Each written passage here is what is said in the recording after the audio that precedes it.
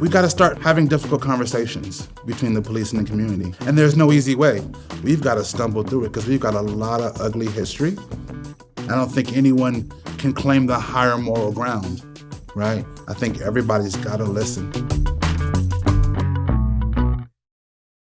First and foremost, on behalf of the law enforcement associations involved with this project, we are very thankful for each and every one of you coming to the table.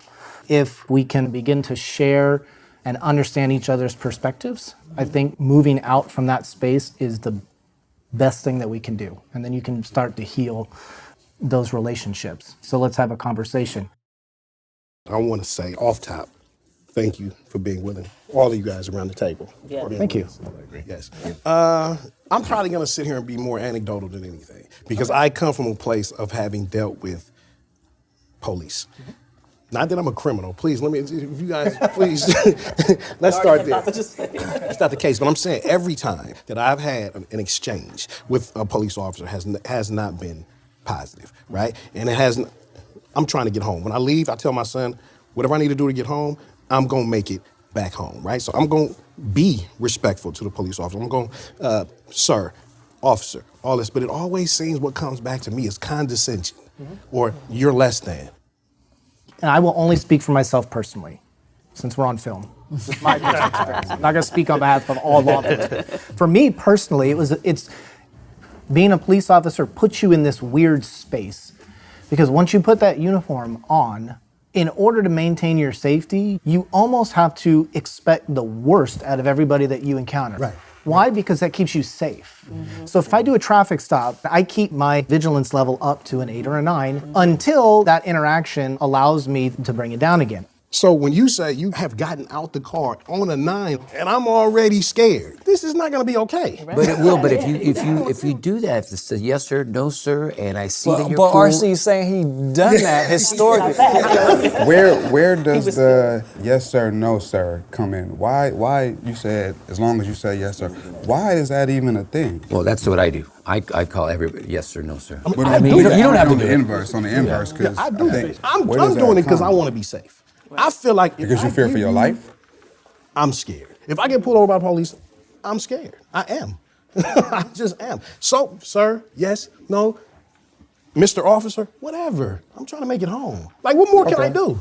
If I say, well, you asshole, then it's over for me. There's a gray area between yes sir and asshole.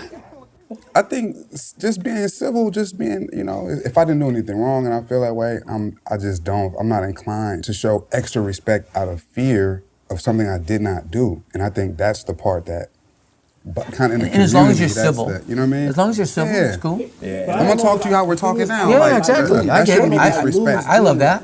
Yeah. I do want to be clear that when I say I get out and I'm at a 9, doesn't mean that I'm out with an assault rifle pointed at your car. It just means I am looking for your body language, your tone of voice. Are you reaching before I've given you any instructions?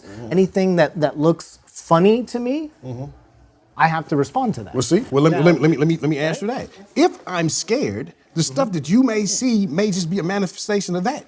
I'm scared, sir. So if I twitch a little bit, I'm not reaching for a gun. I'm just scared.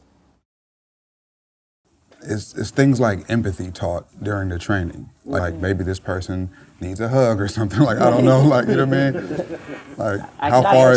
That's part of our training for being crisis intervention team. That's what the CIT stands for, is crisis intervention team. But also in the academy, they're taught about victimology, crisis intervention. We talk about interviewing versus interrogating, that kind of thing.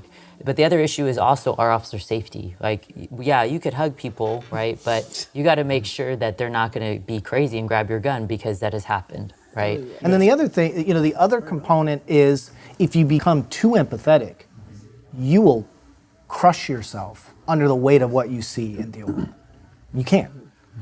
And I don't know that we've reached a point in this country where it is socially acceptable for law enforcement to deal with the mental and emotional aspects of what we do.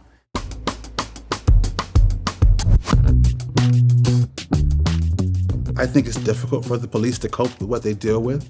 What I tend to see is more of an adaptive dysfunction, right? You have to take the humanity out of it just a little bit to continue to walk head on into trauma and death and grief and danger.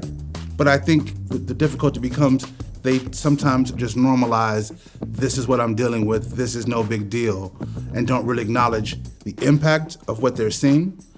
People all around them are traumatized, and by default, they become impacted by that same trauma, right? So we talk about African American people's fear, but the police also have fear.